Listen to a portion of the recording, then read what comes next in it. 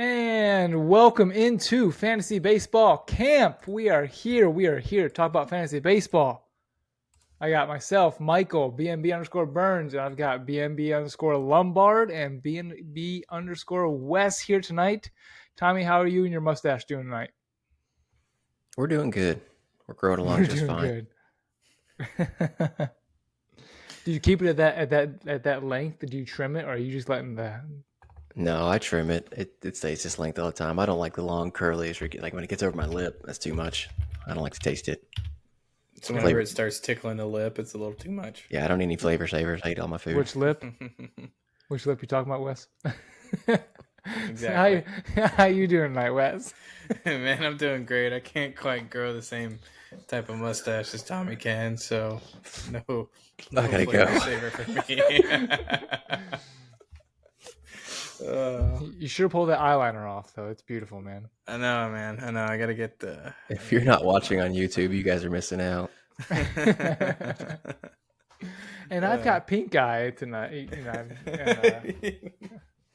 I'm on antibiotics for my eye. It looks better already on day 2. But that's not affecting my fantasy baseball decisions here, as I'm on a 3-week win streak going into this week. Not a great start to it, as I had James Paxton go off for me for the Red Sox, give up a grand slam to Belly, who seems like he's back a little bit, but that's not what we're here to talk about. We're here to talk about guys who are available on the waiver that can be added to help your team out. So today we're going to go over some waiver wire, and then we'll probably get into some start sit cut. Last time we did start sit cut, we had a really good one that me and Wes really fought over a little bit. That was Schwarber, Green, and Duran, and maybe we'll have to see what if we get back into outfield. We'll see if Tommy can join us for that. That was good. That was great content. That was great fun. So let's jump right into the waiver. So I got a little silence on that end over there, but Tommy. I was sorry. I was really just rereading my notes. But go ahead. So, Sir Thomas, I'm sorry, Thomas.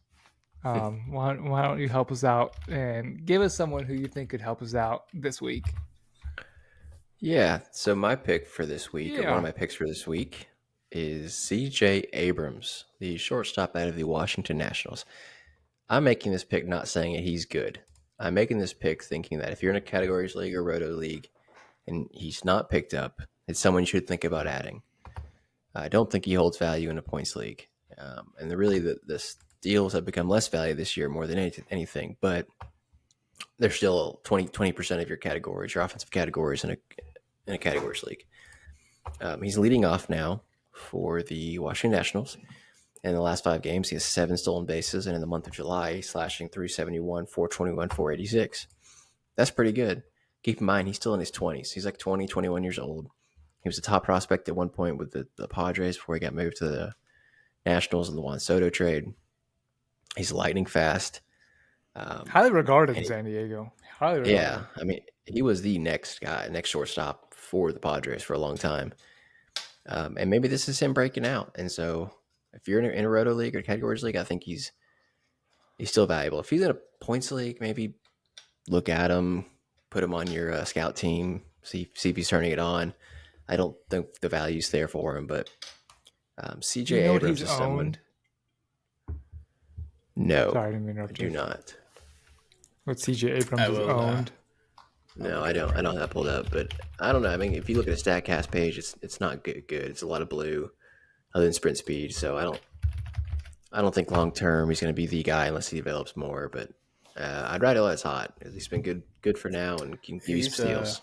He's 46% owned in CBS.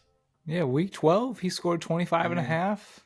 Yeah, week 14, 27, man. Like he's been hot lately. And that's what fantasy baseball is all about. If you're riding waiver guys that you don't have a stud at every position, this is what it's all about. Second base and shortstop. You can always find a guy who's scoring points like that. Somebody can. Yeah. the guy I'm thinking about comparing him to, let me pull him up. He's 27% owned. It's Zach Neto of the Angels. It looks like Neto was either hurt or sent down. Oh, he was injured. Oblique. Why he was out for weeks 12, 13, and 14. And he's back for 15. Whose outlook do you see better, Neto or Abrams, for the rest of the season? I like Neto's power, personally. I think Abrams probably is a more well-rounded, toolsy player. And as much trash as we've talked about the Angels recently, I think they're in a better lineup than the Nats. The Nats are, I mean, their lineup changed within the last month. Like, I want to say 4 of their positions are different. And as the Angels tied it up with Mustaka's home run, they give it right away. Oh my gosh. Unbelievable, man. The Angels are going to Angels. Get Ohtani and Mike Trout out of there, please. Wow. I think I think C.J. Abrams, if you believe it, this is the start of his breakout and figuring it out, and he'll have more value through the year. I think Neto would be fine player. I don't ever see him becoming a superstar. I think C.J. Abrams has that potential to be a superstar one day. Not like Soto, Ohtani, Betts type of superstar, but like, somebody whose name carries weight.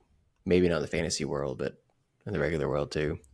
I think Neto just climbed so fast. He was drafted last year, started at Double A, and here he is in the major leagues. I don't know that you really had time to see what he could do in Double A. Dude, he was so fast. They put him in High A last year. He got 31 plate appearances and hit 200, and they moved him to Double A. They said that's enough. And then he hit 320 at Double A. So, but I mean, let's be honest. He hit 444 this year in Double A, and then he made the jump straight to the MLB. And so the one thing I'll say about Neto too, sorry to cut you off, is if he was striking out at like a 28 or 30% rate with his power, I would be concerned, and I would absolutely resoundingly go Abrams. But he's only striking out at 18%, and he's got pretty good pop for a shortstop. So I really like that profile. Guy that does not strike out that much, but has some power. Yeah, I'm in for that. Let's start sit cut real quick right here. Abrams, Hyung-Sung Kim, or Neto? Ha-Seong Kim, I'm starting him. He's been really good recently. Yeah. He's the most owned of the league. I'd sit Abrams, and I'd cut Neto. I know Wes probably gonna differ from me on that one. Yeah, I'll differ from you on that, but I'm gonna also make the designation of like dynasty versus redraft. If it's a redraft league, I'm absolutely going Hyung-Sung Kim start.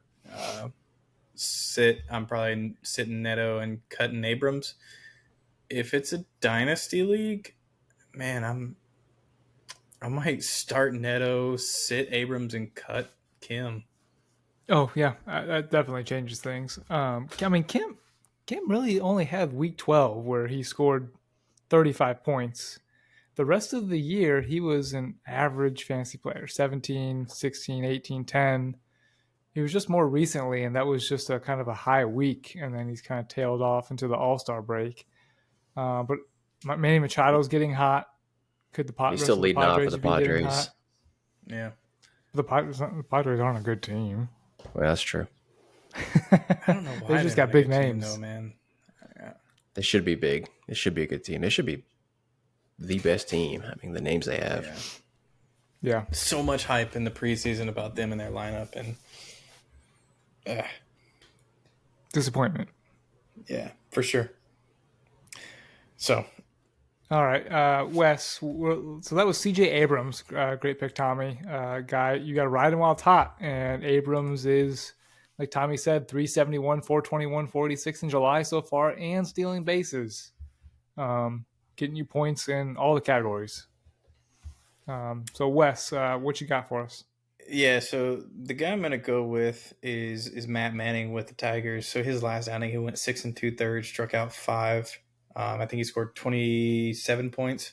And man, we talked about it on one of the last episodes where the Central is just wide open. Man, like anybody could get hot in the Central and win. And Riley Green's coming back for them. They got a guy, coming up in Colt Keith that the Tigers might make a run here. And I'm picking up Matt Manning for a couple reasons. He had a great last start, and he's also going to be.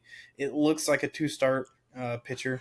So if you're one of those teams or leagues that does the short week and then the long week after, and you separate those after the All Star break, I would pick up Matt Manning because he's going to be a 2-start pitcher in the long week after the All-Star break. He's going to start on Monday against the Royals, and I think his next start is against the Padres, as we're talking about. That just hasn't been the lineup that we expected it to be outside of Juan Soto.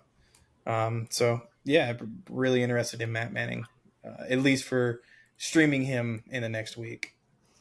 Matt Manning was the Tigers' 3rd overall prospect as of 2021. Had great strikeout stuff in the minors. His prospect profile said he had potential to be a number 2. Great in the minor leagues, and when he first made his MLB debut, he just he couldn't piece it all together. Yeah, he's got the stuff. And the Tigers were a much worse team then than they are now. Right. Well, so he can just remember when it was like Matt Manning, Tarik Skubal, Casey Mize, like that was the next big 3. Yeah. Maybe there's more name I'm forgetting, but Matt Manning was part of the. Was Matthew Boyd part of that? I don't. Mize and Manning were the 1-2 coming up. Because I remember you picked up Mize, and so I was like, well, I got the next best guy, Manning. Yeah. Turns out neither of them worked out. Yeah, Casey Mize, I think, is out with Tommy John this year till September. He is. Yeah. How about that? About that pickup? If the Tigers did run away towards taking the AL Central and they get Mize back in September. Hey man, that could be. The Tigers could be the surprise team of this year, where they make the playoffs and then you see them kind of take off next year. Yeah, because I mean, the guy I was going to mention is Tarik Skubal. Guy just came back from injury, first 2 pitches of the year, and the guy is a high strikeout kind of guy. In 2 games started, he's only went 8 innings total, but he's got 11 Ks and only 2 walks and only 2 hits in those 8 innings. He was a high regarded guy. Well, he was an Auburn guy. Casey Mize was the Auburn guy. Yeah, Casey Mize was the Auburn guy. And Skubal last year, he had a run where he had the first 5 or 6 weeks where he was like the top 5 pitcher in fantasy. I had him last year, and I ended up dropping him. He after he got hurt, but man, he has the potential to be really good if he can be consistent. He's on a pitch count right now because if you look at the 2 games he pitched, the first game he came back was against Oakland, 4 innings, 57 pitches, 0 hits. The guy came out with no hits. And then his second outing against Toronto, only 63 pitches, 2 hits in 4 innings. So the guy's looking good on short term right now. If he can stretch that out to 80, 90 pitches and get past the 6th inning and get you a quality start, this guy's going to get high strikeouts. Let's see, what does he own? He's 83% owned, so the word is out that the guy is an asset. But if he's available in your league and you need starting pitching, this guy's going to get the strikeouts for you. And maybe this is just what the Tigers need. It's like Roger Clemens when he came back, went in June, his final years. Coming back in June, so there's no innings limit on the guy. He can't go the full season. Right. He can just give it all he can for the second half. Give it all for it's basically a sprint. Yeah, that's what maybe this is going to happen with Tarik here. I really like I'm not saying I love the Tigers, but for an AL Central team, no. But I mean, I'm buying low on the Tigers right now, man, because the Central is that much of a disaster. Nobody wants to take that division. Like, nobody wants to take charge of that division. And I like Minnesota's rotation. Their offense is I like Cleveland's rotation, but their offense is like 29th in the MLB. I mean, I hate to say it, but the Tigers actually statistically have a better offense than both teams. So, I think I've got so much recency bias. I will never believe the Tigers will be good until I see it. That's what happens, though. That's how the team has to also come out of nowhere to do like it. the Reds. The Reds are bad for so long. Last year. Royals did it last year. Reds are doing it this year. Like, maybe they'll be a detriment to my fantasy team, but I just have zero desire to pick up most Detroit players. How about Mets players? How about Jose Quintana? He's set to make his debut this week. What do you think about Jose Quintana? Debut? The guy had a great year last year. Nah. The guy had a decent year last year. 2.93 ERA last year as a member of the St. Louis Cardinals in 32 starts. 2.93. He was good. The Cardinals were a good team last year, though. Quintana was good on his own. I think his FIP was pretty good, too. He had 165 innings, 137 strikeouts to 47 walks. His whip was 1.2. And now here he comes. Maybe the same thing as Tarik making his debut, and he can sprint instead of. I mean, this guy was, back in 2014, 15, 16 was like every year a dark horse Cy Young candidate, and could never put it together. And I feel like he's been. I say he's been injured, but this guy has made 32 starts every year, at least 32 since 2013. Till he was 2019 really good when he was with the White Sox. 2020 he made four appearances. 2021 he was hurt and he was out of the bullpen. And then last year 32. This guy, I mean, just look at his stat page here and it's 32, 32, 32, 32. It's pretty amazing. He's only 34 years old. Really? He feels so much older than that. Yeah, he does. He feels like he's 36, 37. No, he's not up there with his other higher paid brethren, Max Scherzer and Justin Verlander. He's only 34, 10 years of experience. Wow. You guys don't want anything to do with this guy? Nah, I would have to see him throw, 2 or 3 good starts before his debut is against the White Sox. And honestly, I would like to see what his velocity's at. Not because he's going to be a 95, 96 guy, but if he's at, 87, 88, I probably haven't. Regardless of how good he pitches, like I don't know that I could believe that he could get guys out. Burns, you just made me think about something. Do I have interest in Jose Quintana? No. But do I probably have someone on my roster worth dropping to speculative pick up Jose Quintana? Maybe. I'm just trying to think of some of my teams. Like, yeah, I could probably drop that guy to see if Quintana is any good because my other guy's droppable too. So Quintana didn't even have an arm injury. It was rib. The note says rib injury. I don't know what his injury was. Go ahead and give him a spec ad if you got someone bad to drop. That would be my 2 cents on it. He's not RP eligible, but yeah, I mean, if you're looking at who else is on the waiver wire in comparative, yeah, like you're saying, Tommy, he's got probably the most potential out of anybody else on the waiver wire of starting pitching. He's going to a not a terrible team, but not a good team either. A team that could take off here in the second half if they try. They've got the pieces to do it, but they do. Yeah. So all right. So Quintana. I also mentioned Skubal. Let's start sit cut here. Jose Quintana, Tarik Skubal, Alek Manoah. Start sit cut. Oh. Well, if you'd asked me this a couple weeks ago. Quintana is 17% owned. Skubal is 83% owned, and Manoah is 91%. So it's a little. They're not close. Usually we try to do more close together guys, but these are guys who are either all coming back to the majors right now. So given Quintana's been out, he hasn't proven anything. He's come back from an injury.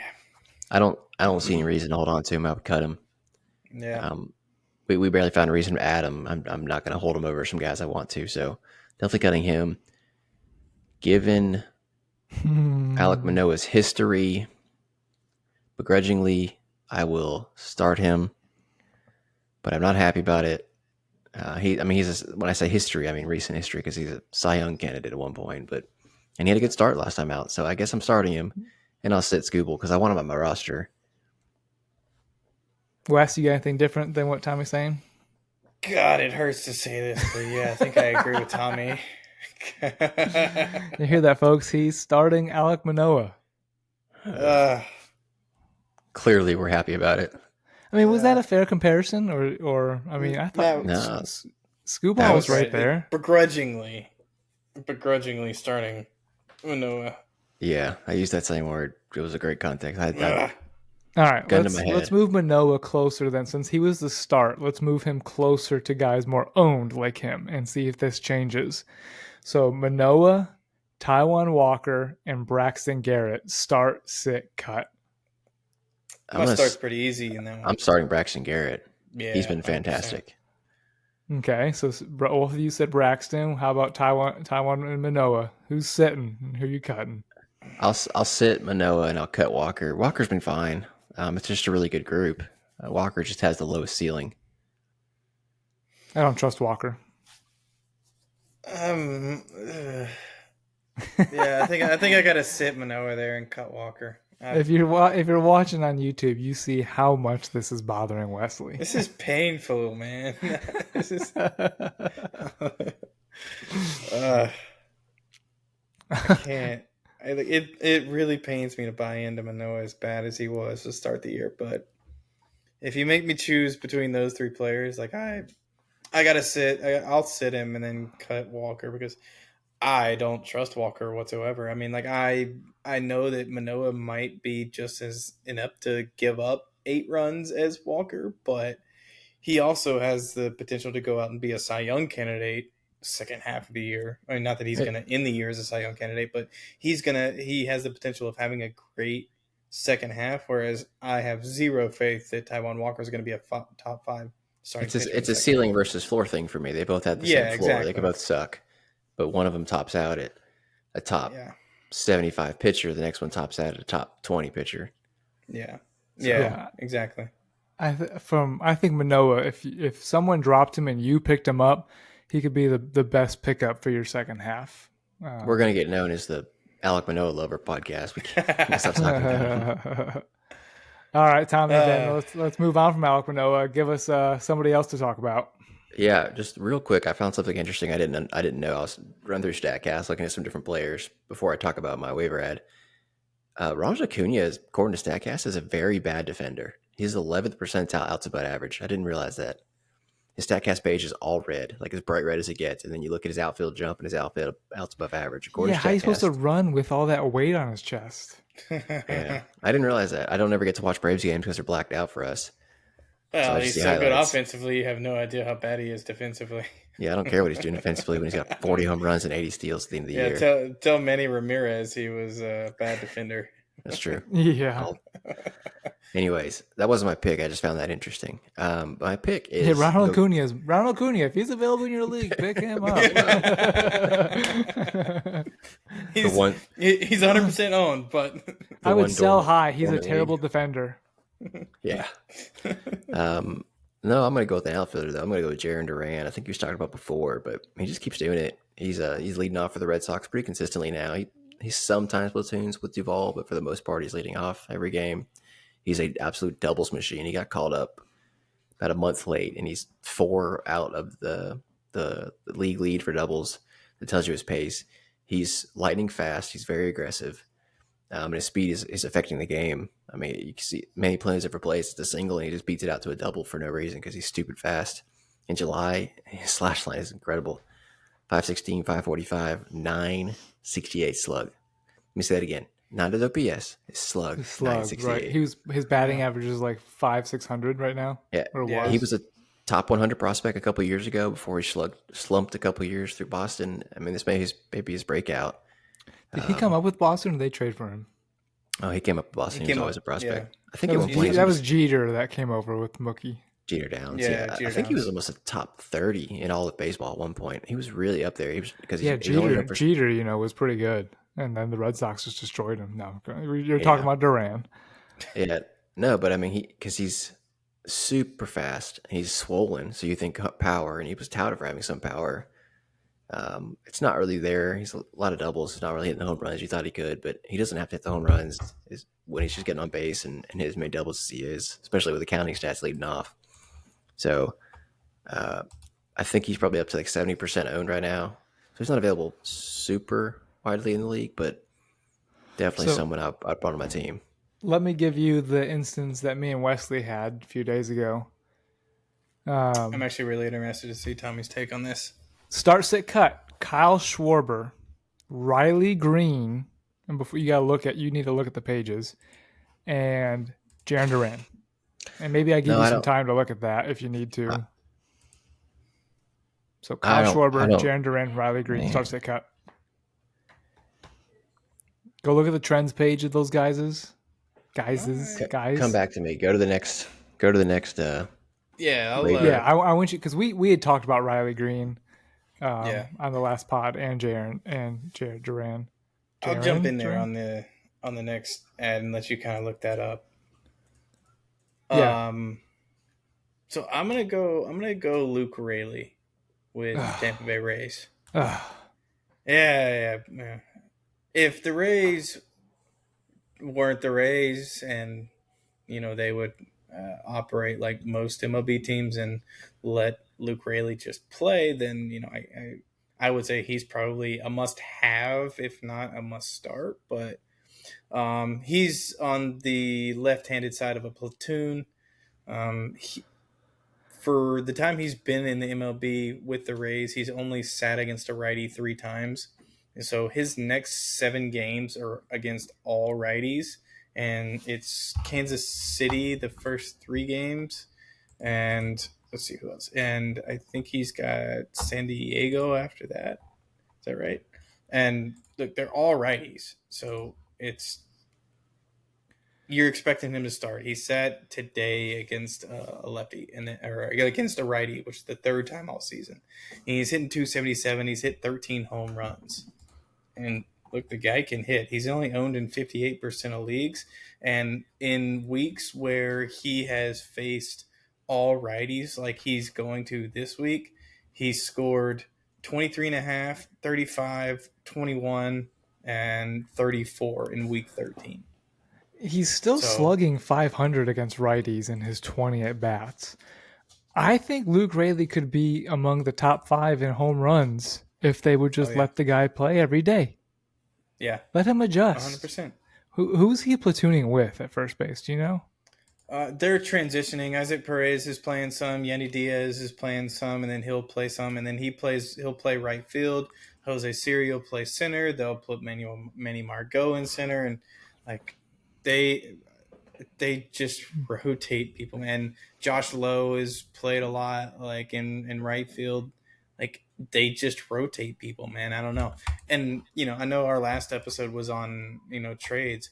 Luke Raley is a guy like if he gets traded and Tampa Bay like gets a pitcher in return and Raley goes to a team where he's starting every day at first base, dude, he's an absolute must. He's an ad. Yeah, he's an absolute must add for me. Like if he played every day, he could be a top 5 first baseman with his performance, but he just doesn't play every day. Yeah, I owned Raley at one point this year and gave up after I must have started him on a week against a bunch of lefties. I mean, in 20 at-bats, he has 2 home runs against lefties. Yeah. So I wish the Rays would stop raying. I know. Let the guy hit. I went from Luke Raley to Joey Votto instead. That's who I dropped Raley for. And look, I could see them putting Yandy at third base, Luke Raley at first, and Josh Lowe in right field, and just let that be the lineup. Look, Isaac Paredes is great. Let him DH, and then Jose Siri goes to center field, and let that just be the lineup. Like, I don't know, man. I love Luke Raley. I think he's got a great swing and he produces a lot of power. He gets to his power consistently, and I think that's something I like about it. Send him to the Giants. You've got Kyle Manzardo and another first base prospect. Send him to the Giants. Or, I mean, I don't know. We've talked. Maybe I'm just becoming an Orioles fan. I don't know. Could you imagine if like a left-handed hitting Luke Raley was in Camden Yards? Because Mountcastle's not really working out. Nah, man. He started the year hot, but like he's droppable right now. He's droppable right now. And it might be good for Mountcastle to go to a different place to hit because the right-handed hitter in Camden Yards is a tough place to hit. Yeah, why did they do that?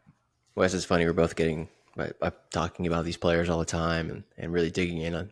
We've taken on new fandoms. You with the Orioles, me with the Reds. I know. I love the Orioles, man. Like they're the team I go and watch every day. I wanted the Orioles to trade for sign Carlos Correa at the time. Yeah. When he was Burns available. Is just grumpy because the Cubs suck, so he's not taking on new fan bases. I'm with the Orioles. I like the Orioles. I'm watching them. They're far enough away, and they're in front of the Red Sox. Could keep Red Sox out of the playoffs, so that's fantastic. Could very easily keep the Red Sox out of the playoffs. Go ahead. I got a bone to pick with CBS. They're not posting Jesus Luzardo's starts right now, and I'm upset about it. All right, Tommy. Start, sit, cut. Green. You ready? Green, Duran, Schwarber. Yep. That's tough. That's very tough. So I think at the end of the day, I'm going to cut Riley Green. Okay. I know he's a top prospect. I know he was injured for some time. I just don't see enough in there right now for me to roster him over Jarren Duran or Kyle Schwarber. So that was probably the easier of the two. With that being said, all right, hold on. So, Wes cut Schwarber, and I cut Green. Yep. So I go back and forth. I don't even know what the right answer is right now. The track record on Jarren Duran is not very long. He could perform for another week or two, and then be done. I mean, that's but very. He's so hot right now. It's hard. Yeah, that's a plausible outcome. Kyle Schwarber has a long track record, but we know what he is. He could hit 40 home runs every single season, and that's what he does. With all that being said, I will sit Kyle Schwarber simply because of the fact he's so volatile. Because if he's not hitting a home run, he's not giving you anything. He's literally hurting you if he's not giving you home runs. Jarren Duran now is probably more a lower ceiling as far as points per week, but he has a higher potential to be more average across the board. Did you look at Schwarber's trends? His ceiling, his floor, you said ceiling, is higher than Schwarber's. Is that what you just said? Did you say ceiling or floor? Schwarber's ceiling is higher than Duran on a week-to-week basis. Okay. Ceiling. But I think Schwarber could also give you a negative week, where Duran's minimum is going to give you 15. See, if you look at Schwarber's trends, his floor is 20 points until week 14. From week 7 to week 11, the lowest he scored was... That's June, though. Like, that's just Kyle Schwarber's normal June. That was the whole Phillies lineup, though, too. I know. So, what, he's you don't still agree hitting with my below start the Mendoza line? No, he had a 7, a 12, a 13, an 11. To start the year, you're talking about? Weeks. Yeah, 3 of his last 1, 4 2, weeks, 3, 4, 2 5, points, 6. 27, 2.5, and 4. That's what I'm saying. He can hurt you just as much as he helps you. Jarren Duran isn't going to put up 40-point weeks. But he's not going to give you I started Schwarber and sat Duran and cut Green. And Wes, you started Duran, sat Green. I started Duran, sat Green, cut Schwarber, yeah. Yeah, I'm fine with that, Wes. I don't agree with yours, Burns, but Wes is fine. You're playing the. It was a great. We scratched our heads. We had a pretty good debate about it. I'll tell you the logic behind it. We know what Schwarber is. He's too volatile for you to start every day. Riley Green, you believe is a prospect. Volatile. He puts up 20 points a week. Yeah, he did that for a month. That was it. He did it for 1 month. What has Duran done? Consistently. He's on fire right now. Right now. But what has he done in the past? I'm not starting him 3 weeks from now. I don't care what he does 3 weeks from now. I'm starting him next week. So he wasn't up for the first month. Then he went down. He missed. He came back and forth a little bit. He got bounced back and forth. And other than that, he's between 10 and 20 points every week. Schwarber scored 27.5 last week. And then what did he do tell me what he did the week before and the week after. 2. Tell me. And then the week after that, 4. 31. And then the week after that was 2.5. Give me. We say it all the time. Give me the guy who's going to score 20 points over the guy who's going to give 41 week and 0 the next. Yeah, exactly. Because when we first brought it up, I was like, we were like, oh, Schwarber's easy cut because he's batting 180.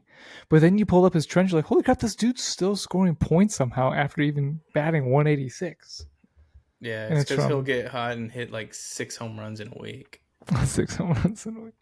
But yeah, I went with so anyways, yeah, I went Schwarber. Just I felt there was consistency, and you knew a floor until that 2-point week. But, what you're getting with Schwarber more than the other two guys. That is I will agree with that. And you're committing to the fact that, hey, I'm going to be homer reliant with Kyle Schwarber. But, my point for Riley Green, at least sitting him, was that his last 4 weeks before he got hurt were 18 to 25-point weeks, all 4 of them in a row. And he was really starting to kind of show you what he could be. And then he got hurt, which sucks. And then Jarren Duran was just hitting 600, so I had to start him. Wes, there's no flaws with your logic. That was a good one. I don't think there's a wrong answer, except for Burns. Burns is the wrong answer. Yeah, so far that's probably been the best start-sit cut we've had all year. We agreed on because Wes cut Schwarber. We were all different. Yeah, we were all different. None of us agreed on start-sit cut. We were all different. Yeah. Can I give my honorable mention waiver wire? Yeah. This isn't hit us with it. This is somebody you can't pick up and start right now because he's on the minors. But Grayson Rodriguez, he came up. He's horrible. Another Oriole. Let's go. Yeah, another Oriole.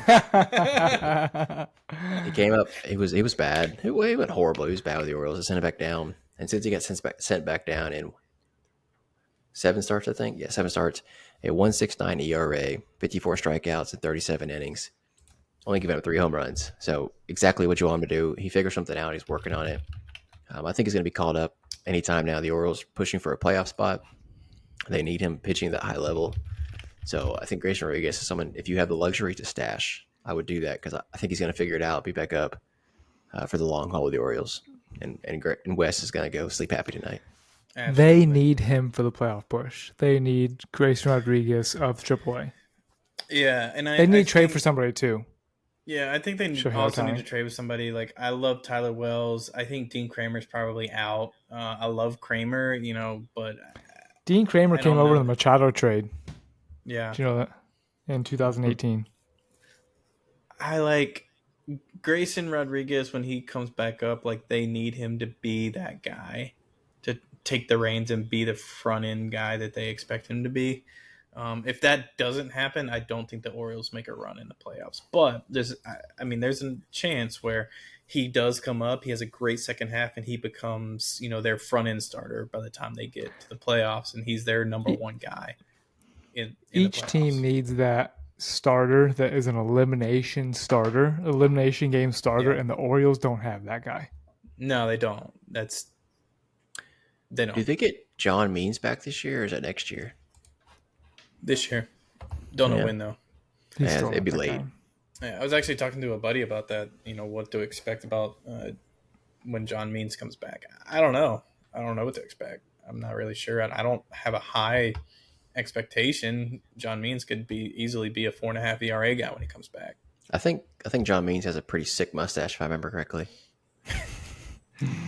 You remember that? Tommy's like, I'm buying John Means, baby. Hold on. Does that guy have a mustache? I'm adding him.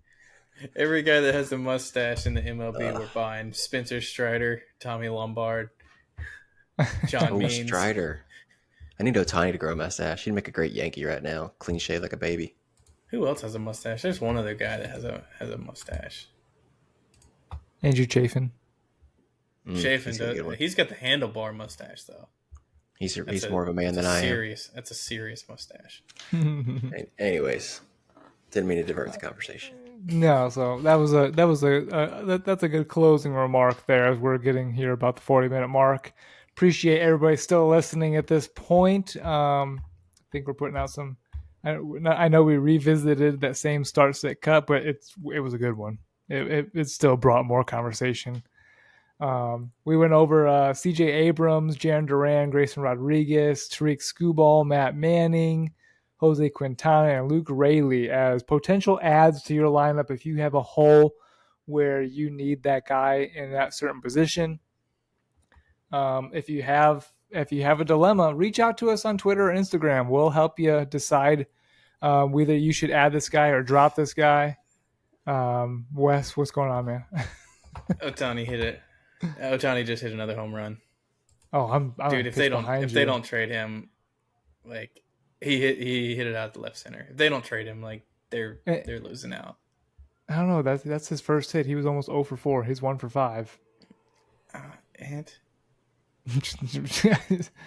they scored 9. That's their Angels' 10th run. That's Ohtani's first hit. I mean, that guy's terrible. Just cut him. Just kidding. Just kidding. So yeah, reach out to us if you need help trying to decide if this guys that we are mentioning are worth adding in your slot. If you need help deciding between two players. But otherwise, this has been episode 35 of Fantasy Baseball Camp. I'm Michael. That's Tommy. That's Sir Wesley. And we'll catch you guys in the next one.